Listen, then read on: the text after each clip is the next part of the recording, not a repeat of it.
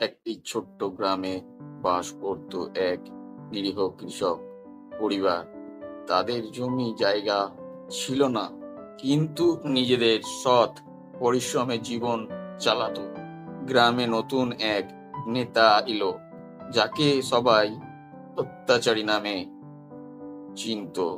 তিনি ক্ষমতালোভী এবং নিজের স্বার্থে যে কোনো কিছু করতে পারত।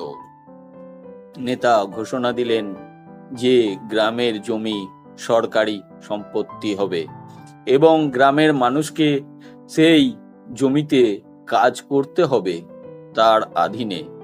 যাদের জমি ছিল তাদেরকে অর্ধেক ফসল জমা দিতে বাধ্য করলো, আর যারা জমিহীন তারা সামান্য মজুরির জন্য খাটতে লাগলো। কৃষকের পরিবারটি এই সিদ্ধান্তে ভীষণ কষ্টেই পড়ে।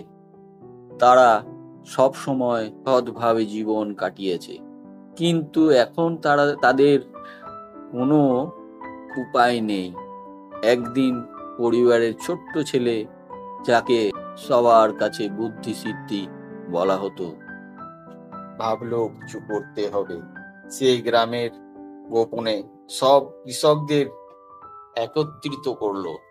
সবাই মিলে ঠিক করলো তারা ফসল ফলাবে ঠিকই, কিন্তু নেতাদের শর্ত মানবে না। একদিন নেতাদের লোকেরা ফসল নিতে এসে দেখ মাঠ খালি, কোথাও কোনো ফসল নেই। রেগে গিয়ে নেতা গ্রামে এলেন এবং দেখতে পেলেন সবাই মিলে গ্রামের মাঝখানে ফসলের এক বিশাল হাট করেছেন।